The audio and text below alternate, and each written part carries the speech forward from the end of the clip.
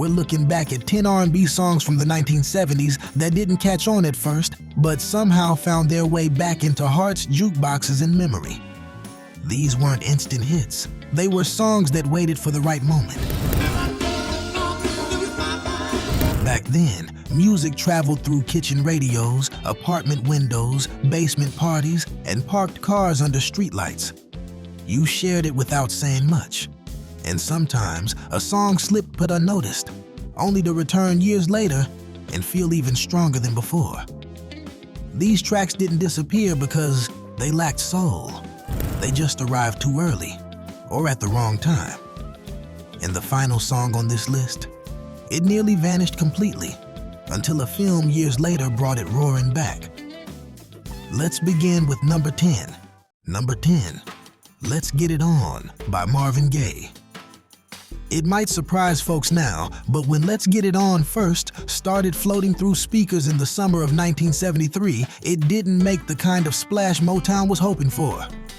The song had a different feel from Marvin's earlier work. Come on.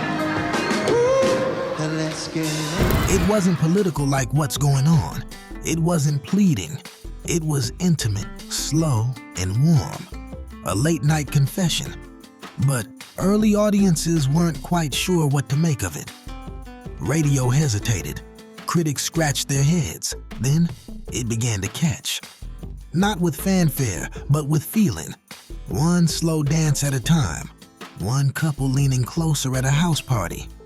DJ started spinning it late in their sets. Quiet Storm Radio took it under its wing. And just like that, Marvin ushered in a new era of sensual soul. The quiet guitar intro and that aching vocal weren't trying to prove anything. They just wanted to be felt. And over time, they were. Some songs don't crash in like a wave. They rise like steam.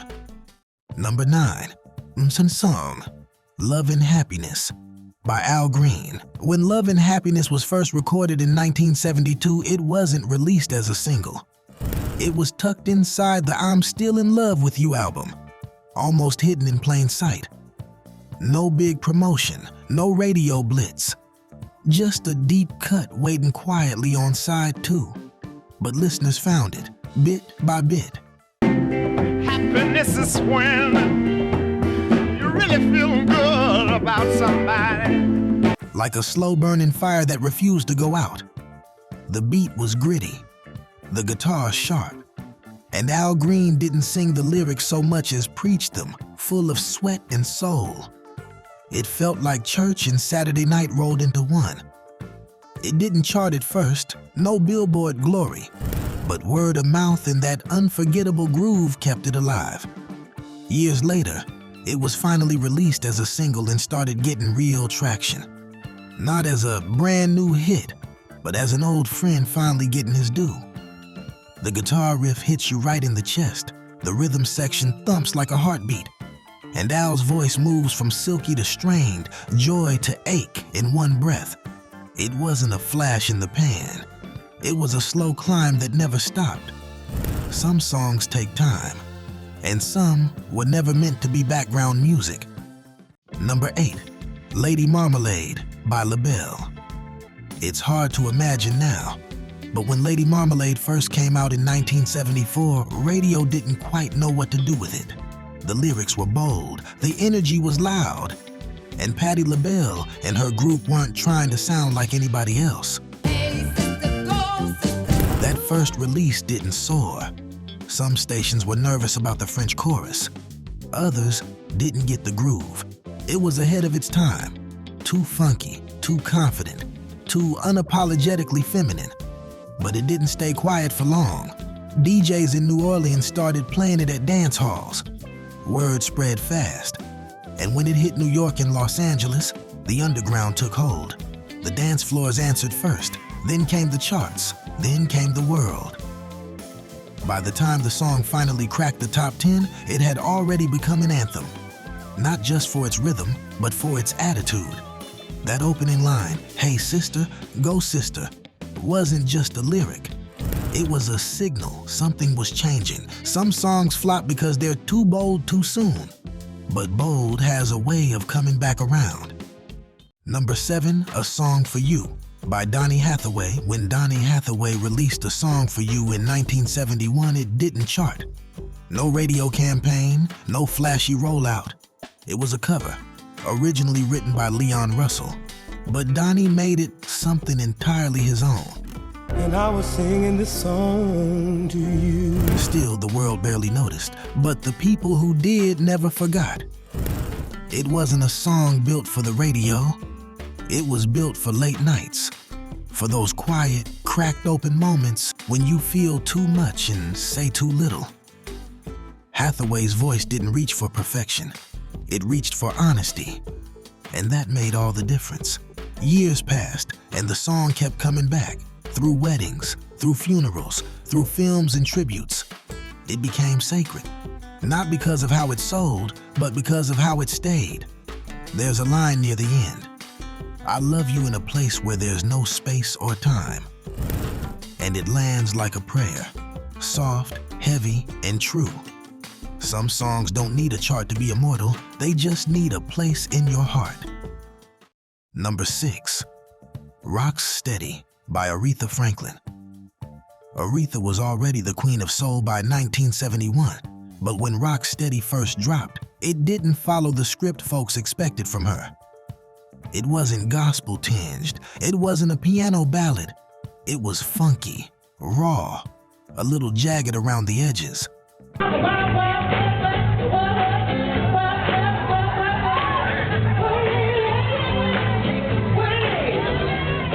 And for a moment, it stumbled. Some radio stations hesitated. Critics weren't sure what to make of this rhythmic, almost spoken word groove. It didn't fit neatly into any box. But Aretha wasn't trying to be boxed in. People danced to it. Clubs played it. That bass line walked like it had somewhere to go, and Aretha's voice wrote it with fire and playfulness. Word spread not from the charts, but from the ground up. DJs kept spinning it, and slowly, the song rose. Steadily, just like its name promised. There's a moment halfway through when the beat breaks, just for a second. Then, she slides back in with a laugh and a wink. That's not a mistake. That's mastery. Some songs aren't meant to climb. They're meant to groove their way into your bones. If these songs are bringing back old feelings and quiet memories, subscribing helps keep these stories alive. We'd be honored to have you with us. Number 5, Didn't I Blow Your Mind This Time by the Delphonics, released in 1970. This tender ballad had all the makings of a hit. Smooth harmonies, a soaring falsetto, strings that felt like silk. But in its early weeks, Didn't I Blow Your Mind This Time floated under the radar. The Delphonics were known, but they weren't the biggest name on the block. And radio, always chasing the next big sound, didn't immediately embrace the song's gentle pace.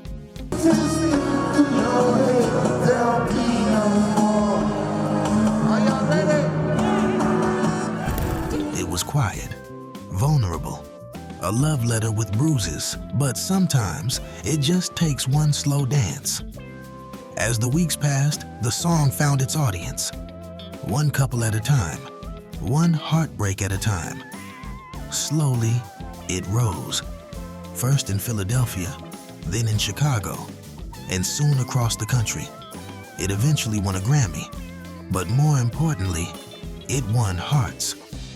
That falsetto, soft, aching, full of regret, didn't ask for your attention. It earned it. The song became one of those records people kept close. Not flashy, just unforgettable. Some songs don't shout. They whisper their way into memory. Number 4, Pusherman by Curtis Mayfield. When Pusherman appeared on the Superfly soundtrack in 1972, it didn't get the radio love you'd expect from a track that would come to define an entire era. It was considered too edgy, too raw. Oh, Superfly, you're gonna make your fortune back. But if you lose... The lyrics weren't sanitized. The groove wasn't smoothed over. This wasn't feel-good soul. It was street music with eyes wide open. Curtis Mayfield wasn't interested in making people comfortable. He was interested in telling the truth, and that truth didn't chart well at first, but word spread quickly, especially in neighborhoods where the story behind the song felt personal. The Superfly film gave it a platform, and the people gave it power. Underground radio embraced it. College stations, late-night DJs. It began to grow like a secret people shared quietly. The song's rhythm is slick and dangerous, like a shadow slipping down a back alley. And Curtis's voice, soft, high, almost sweet, cuts against the lyrics with haunting contrast. It's that tension that made it unforgettable. It didn't rise because it was safe. It rose because it was real. Some songs don't get played at weddings. They get played when the world needs to listen. Number 3, Neither One of Us Wants to Be the First to Say Goodbye, by Gladys Knight and the Pips. This one nearly slipped away unnoticed. Released in late 1972, Neither One of Us was a quiet storm before the genre even had a name. The kind of song that didn't beg for attention. It just laid its heart bare. Yes, neither one of us wants to be the first to say goodbye. And waited. At first, it got buried beneath bigger releases. It wasn't flashy. It wasn't upbeat. But for those who really listened, it was devastating. Gladys Knight delivered every line like she lived it. And maybe she did. The ache in her voice didn't sound like performance. It sounded like experience. It felt like knowing what it means to love someone and still see the end coming. When she hit the line, "We go on hurting each other," it felt like time stopped. Slowly, that honesty cut through. Radio started playing it more. Requests started pouring in. People connected not because it was catchy, but because it was true. It eventually became one of their most beloved songs. But it had to earn its place the hard way. Some songs don't just tell a story, they tell your story. Number 2, Let's Stay Together by Al Green. It may be hard to believe now, but Let's Stay Together didn't light up the charts overnight. When it was first released in late 1971, it faced a slow climb. Some stations hesitated, unsure if the world was ready for a sound so smooth and restrained in an era bursting with funk and revolution. But the song didn't shout. It glided. It felt like a warm breeze through an open window. Everybody say let's stay together.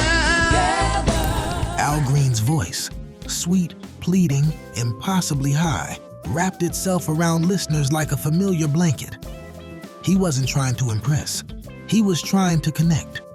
For a while, it hovered beneath the surface. Then it started showing up. On late-night radio, in quiet corners of record shops, on mixtapes passed between lovers. And one day, it was everywhere. The song became a wedding standard, a late-night favorite, one of the most enduring soul records of the century. Not because it demanded attention, but because it earned devotion. There's a reason people still reach for it when they want to say something simple and real. I'm so in love with you. Some songs don't arrive loud. They arrive true. Number 1, I Gotcha by Joe Tex. When Joe Tex released I Gotcha in 1971, it barely made a ripple. A funky spoken word tease of a track. It was tucked away as a B-side. An afterthought that's not the centerpiece. Radio ignored it. The label didn't push it. It came and went like a shout in a crowd. But the thing about I Gotcha, it had teeth. I'll be the next one to ease on me. Joe Tex didn't sing it in the traditional sense. He delivered it, sharp, cocky, full of rhythm and punchy stops. The beat was stripped down and impossible to ignore. And for a while, it just sat there, waiting. Then came 1972. One night, a DJ in Texas decided to flip the single and play the B-side. Phone lines lit up, requests poured in. Before long, other DJs followed suit. Word of mouth did what marketing didn't. Suddenly, I Gotcha was everywhere. It shot to number 2 on the charts. Joe Tex had his biggest hit, not with a ballad and not with a sing-along. He did it with a track that swaggered and dared you to ignore it. Years later, the song had a second rebirth when Quentin Tarantino used it in the film Reservoir Dogs. A new generation heard that voice and that beat and felt the same jolt. Some songs just need one second chance, and when they get it, they grab hold and don't let go. There's something special about these songs. They didn't start out on top. They weren't polished to perfection or pushed by big campaigns. They found their place through persistence, through feeling, because music, like memory, has its own timing. Thank you for remembering with us today, for letting these voices echo just a little longer. If you felt even one old feeling return, consider subscribing. It helps us keep these stories alive and share them with others who still listen with their hearts. And if you're ready for more, our next list opens another door. We'll step back into the early 60s. 10 R&B songs kids in the 60s grew up with, where soul music was still finding its voice. That video is waiting for you right on the screen. Until then, keep the music close.